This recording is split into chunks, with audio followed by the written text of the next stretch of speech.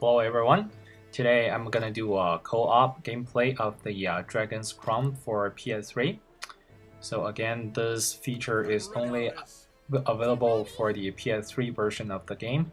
In the PS Vita, you could only play by one player.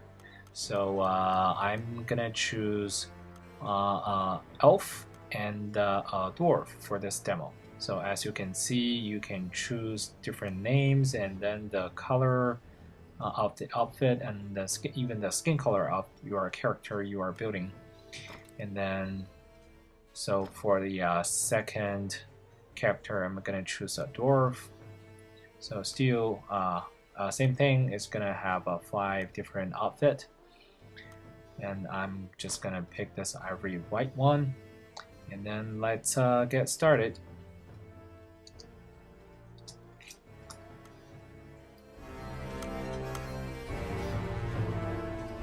Let's go! One more drink. Okay, so now we have 2 players. So the player 1 is the elf, and then player 2 is the dwarf. And then this opening tiny cutscene is exactly the same, no matter which character you're choosing. So they're all the same. And then for each new character you are building for your profile, and then they will show you a very short demo of the basic controls and movement of that character. So they are almost the same between different characters, but just to have some slightly differences of some of the movements and controls.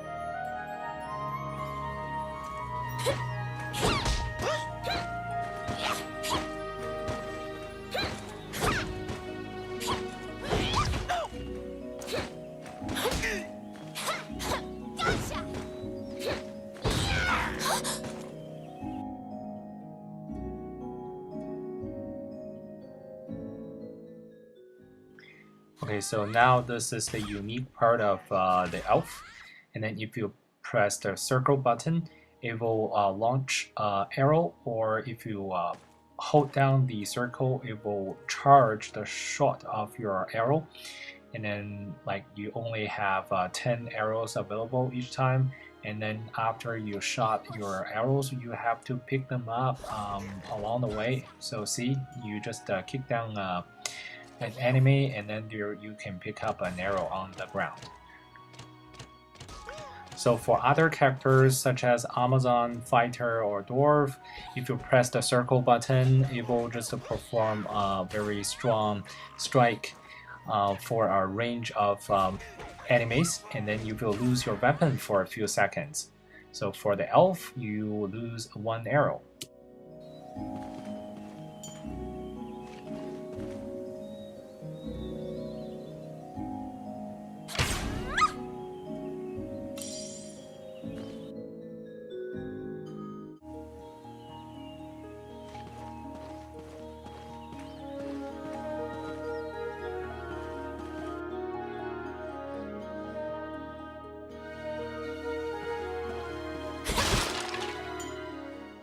So in my opinion, fruits are your best friend. In your campaign, I recommend you at least stock 1 of them in your pocket. So this is much faster than using the health portion, and then it then goes up to 150% of your max HP. So it's really effective. After appearing from out of nowhere, he thought that it would be a simple matter to take advantage of your naivete and pocket some coin.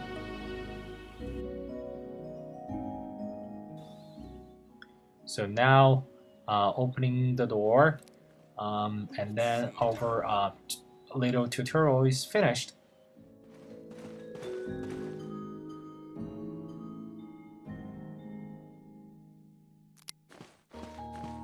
It's my turn. Voila!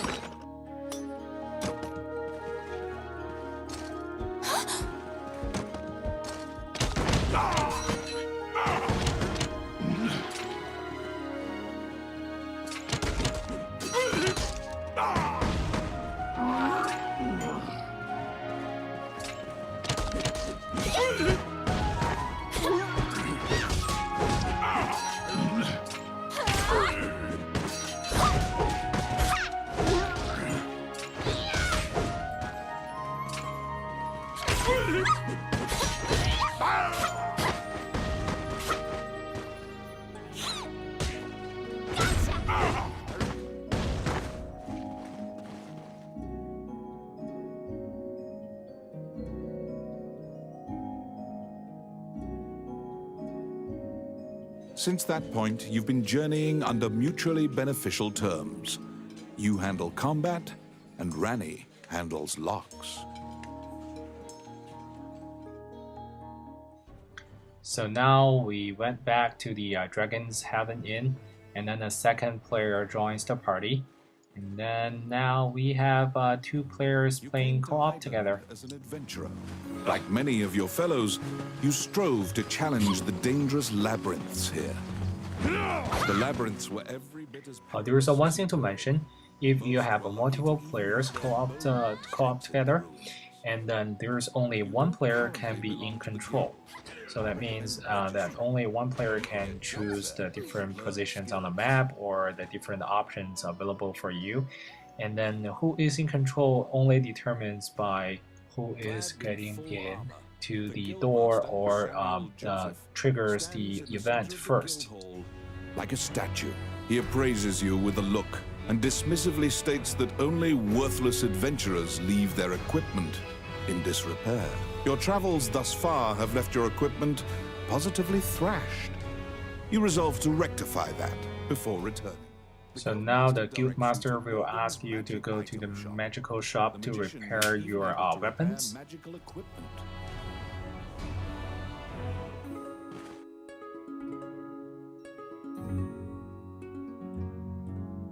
To be deemed worthy by the Adventurers Guild, you must first repair your broken equipment. So remember, we have the elf first enter the guild, and then the guild master trigger the guild master event. So in this time, the elf has to enter the magic shop first to trigger the event as well. So if you have the dwarf enter the shop, nothing will happen. What would you like? Adventurers come here not only for repairs, but for appraisals and to...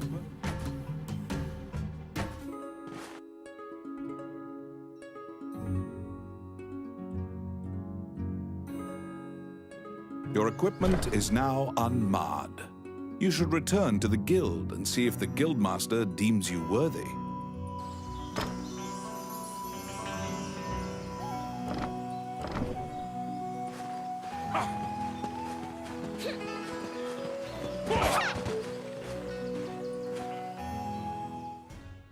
Now this time, the dwarf enters the door first, so the second player is in control. Your test is to help a warrior named Roland. Samuel says that you can find him in the ancient temple ruins.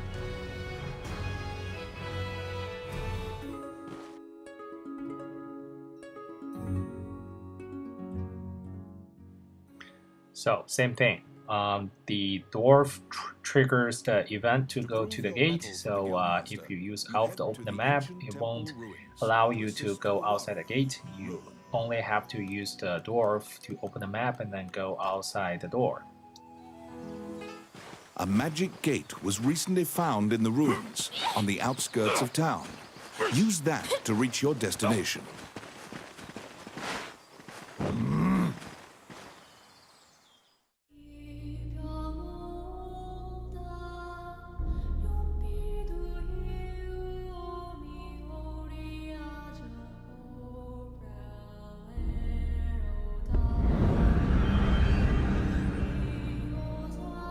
Many things lie within the ruins of the old Elysian temple.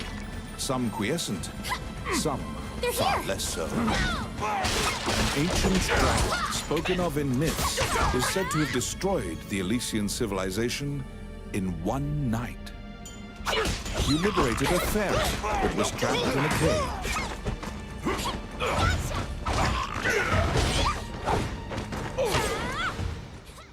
So for co-op playing, I would recommend that one player focus on fighting the enemies, and then the other player should be focusing on opening the chests and then getting the spoils. and then that's gonna save a lot of time. And then because the time playing time is very essential for the final grade you are getting, so this is gonna save a lot of time.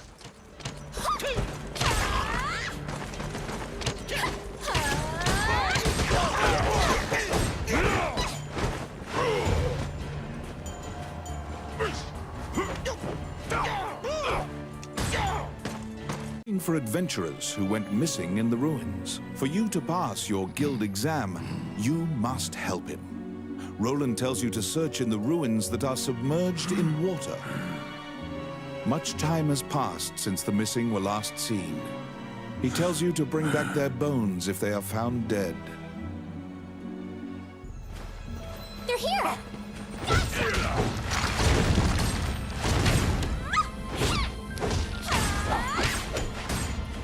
Yes. Oh, yeah. Oh, my. It's my turn. Done.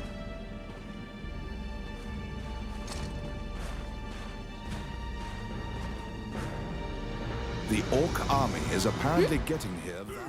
So don't forget to click on those shiny spots in the screen, and then there will be spoils coming from that point.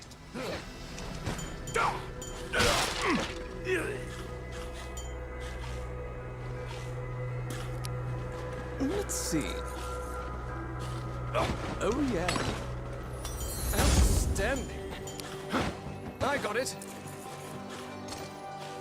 Done. Get the Luca.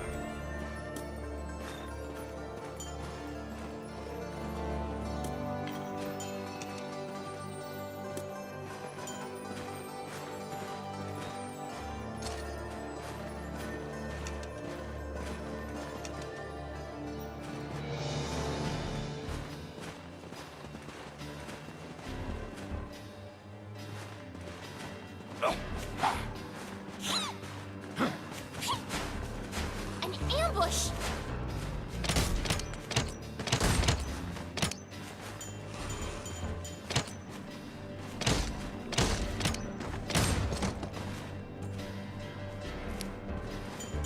Let's see. Oh, yeah.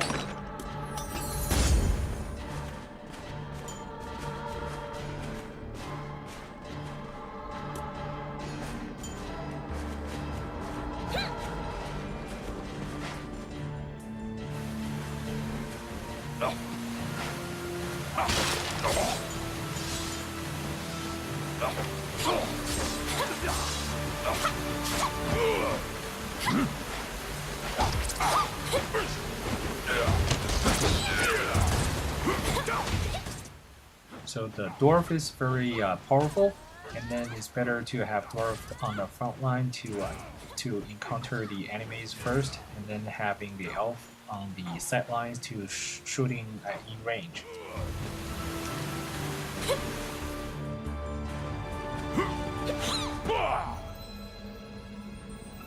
You have found the bones of a missing adventurer. Okay, pick up the bones, and then we will have the chance to go back to the temple to resurrect another character, and then that character can join your party. They're here!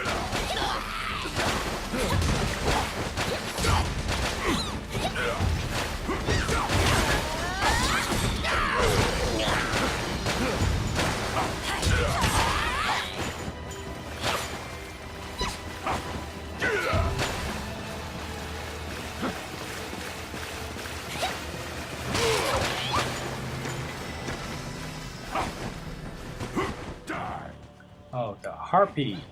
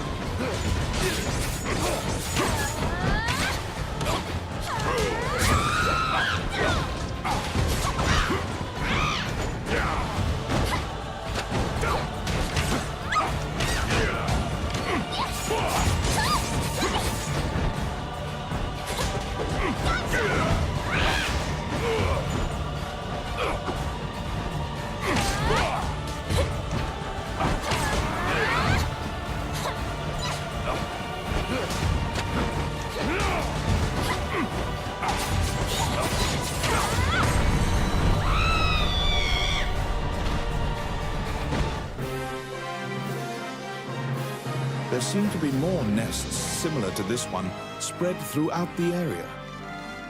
You exit the area, taking care to avoid drawing the attention of any other harpies.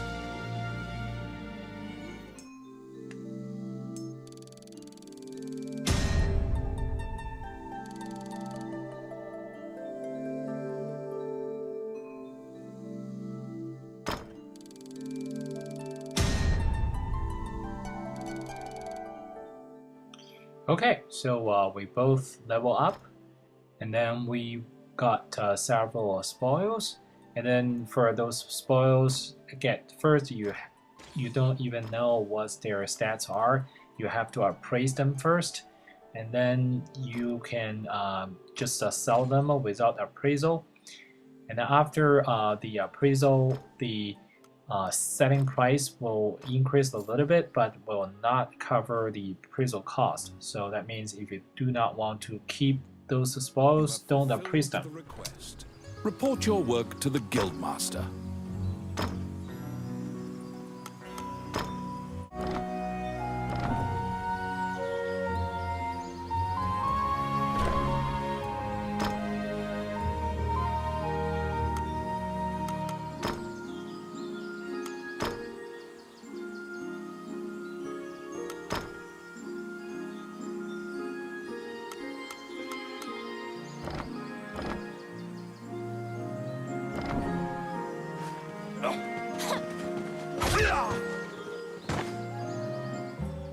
May I help you? Which one do you want?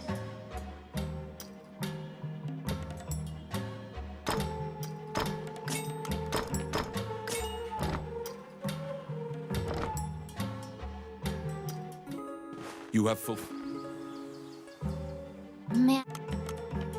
What would you like?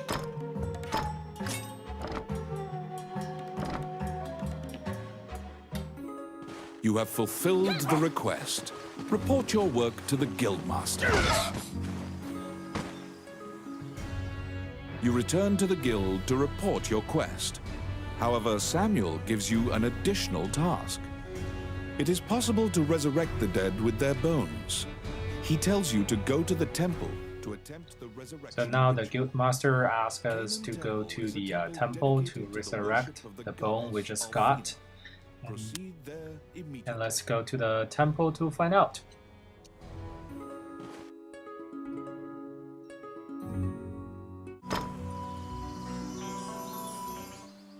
As you enter, a kindly voice echoes from the back. You seem to be in need of help, a monk says, and approaches you. The prayer of the monks sometimes restores the dead to life. The goddess bestows mercy to those whose time has not yet come. Wandering one, how can I help you? Okay, so this bone is the skeleton of a wizard. So this time we don't need to pay any money to resurrect the wizard.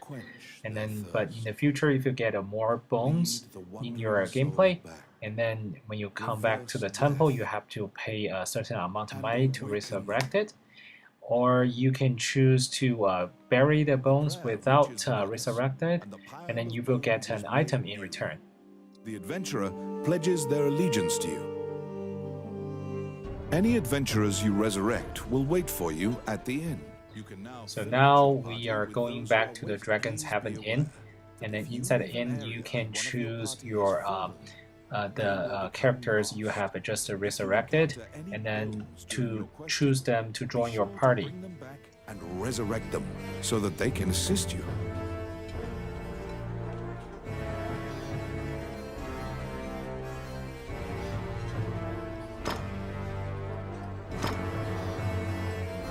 Let's go.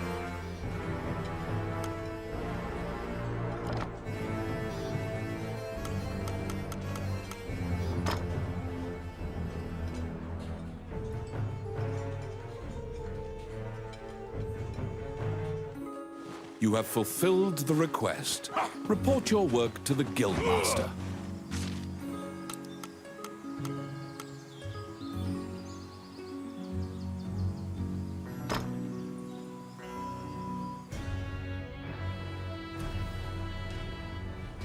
After delivering your report, you think you see part of a smile cross Samuel's face. You are now registered with the Guild. You may now get cooperation from Guild members. They may participate in your party and help you in completing quests. The Adventurers Guild has a backlog of quests because many adventurers are occupied with the Dragon's Crown rumors. The king and his retinue left to find the Dragon's Crown and are missing. Many guild members are now searching for them.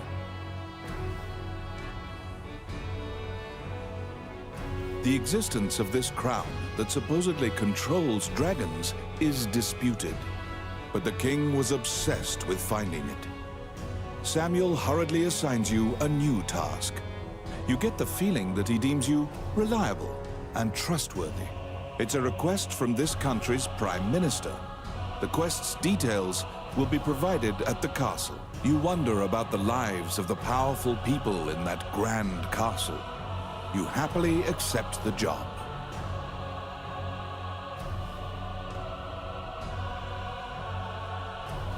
Back again, eh? So now skills are open, and then you can choose two types of skills for each character. One is the common skills, and then these are the skills which are identical for all 6 different classes. So for all 6 different classes, you can choose the same skills. And then the other set is the character-specific skills. So for example, this is the elf-specific skills. And then these skills can only applied to elves. And then if you try to learn one skill, that costs you 1 skill point. So those skill points are gathered by finishing quests from the guild master.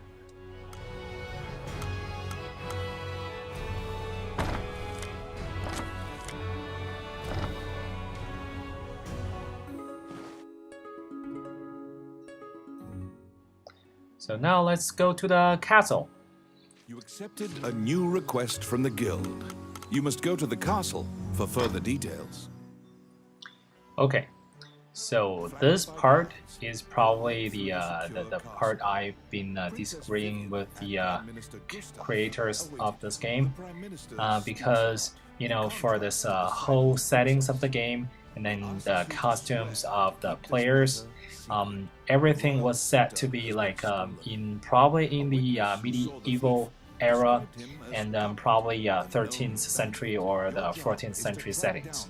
And then when you come to the castle, and then this prime minister, it really doesn't look like a medieval prime minister. It looks like a merchant of the Venice. And it's pretty much the costume of this prime minister and the princess looks like Renaissance era, probably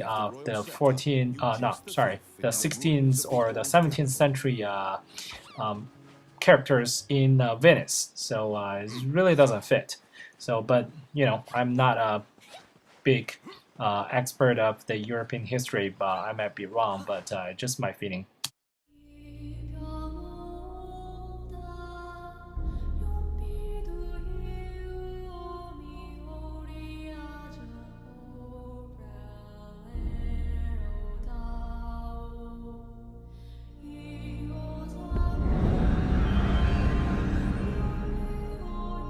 These are the ruins of the ancient capital city. It was destroyed following an invasion from the Northern Empire.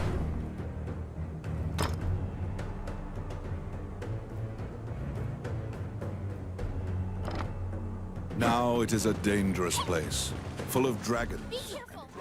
Okay, so now we have 3 players in the party. 2 are controlled by the actual players, and the other, the wizard, is played by a computer.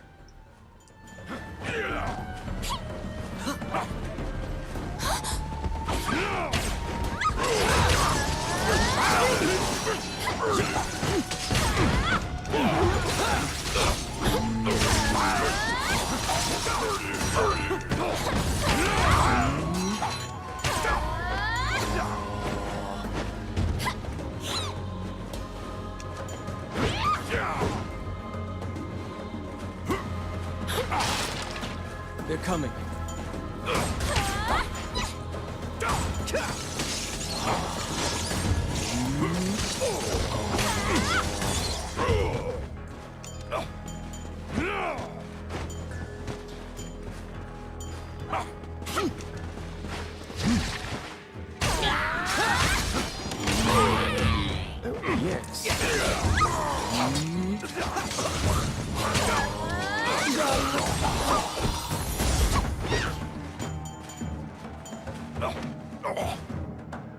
You find the bandit Tomet in a hideout amid the ruins. It is said that whatever this man desires, by thievery he can acquire. Rani asks, "Are you Tomet, the bandit legend?" Beaming, he displays his spoils. When you ask about the scepter, he says, "That was indeed I." When you inquire further about the scepter, he deduces your true intent. Pursue the thief, Gnats. apprehend him, and reclaim the scepter. You cannot capture a target swimming underwater. Watch for your quarry to surface. So you can only fight the fish when they are out of water. When they're in water, you can do nothing.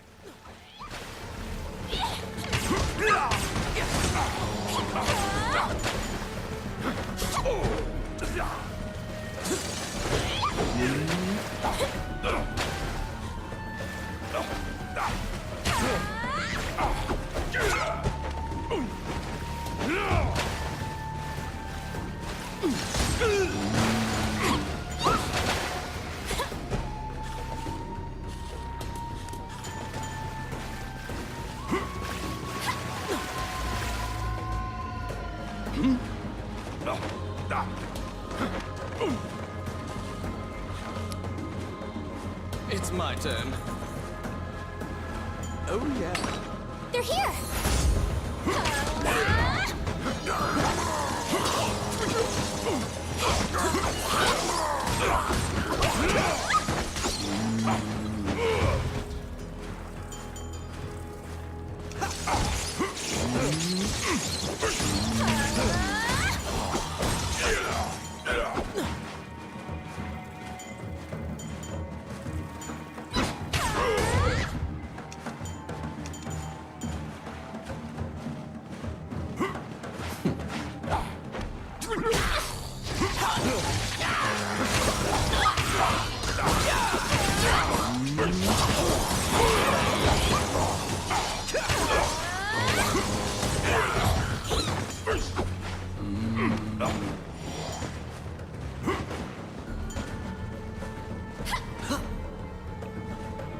Enemies!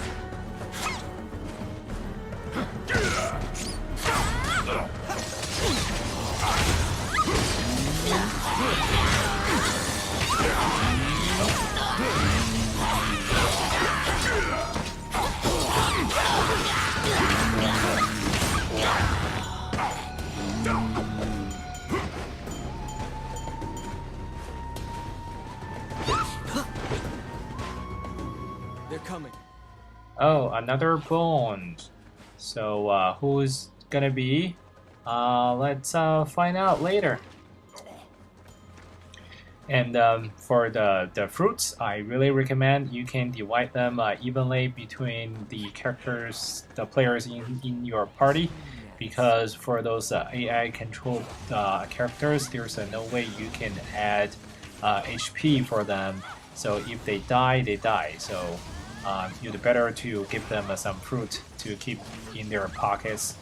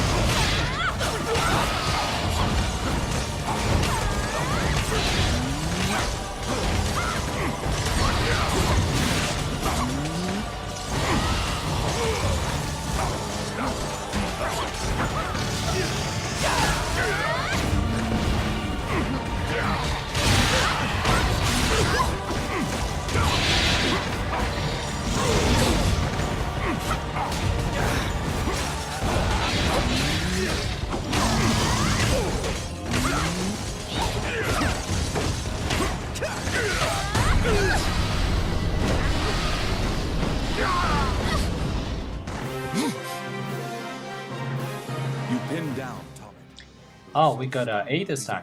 Not bad. That he cannot move. Relenting, he produces the scepter from his bag and hands it to you.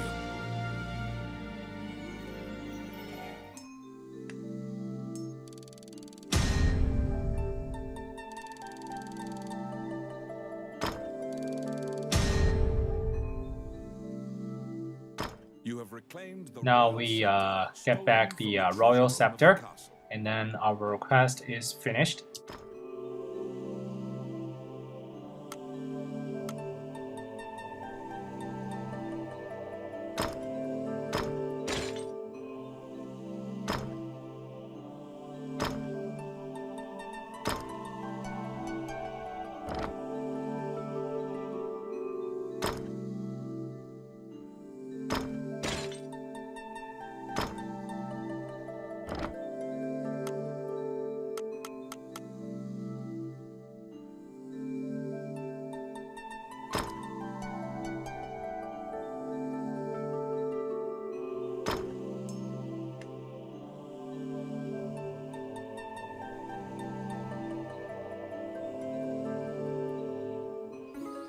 You must deliver the royal scepter to the Prime Minister at the castle.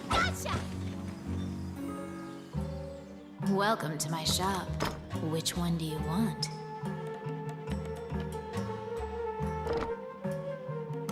What would you like?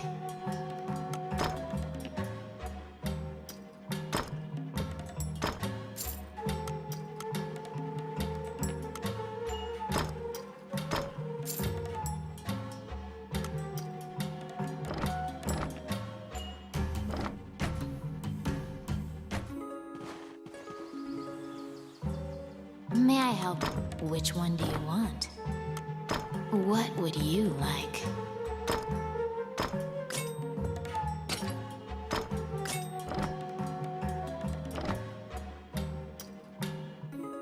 You must... May I help you? Which one do you want?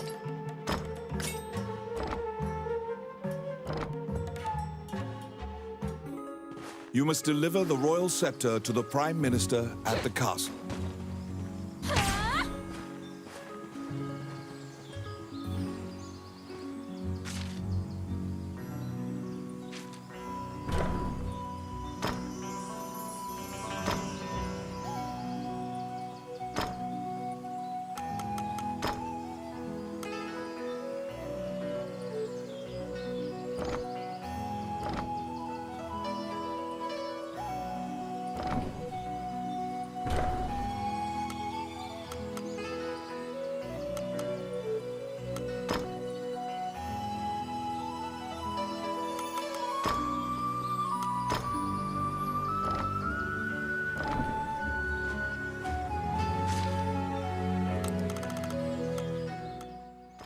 Okay, so let's go back to the castle to reclaim our reward. Led to the throne room under guard.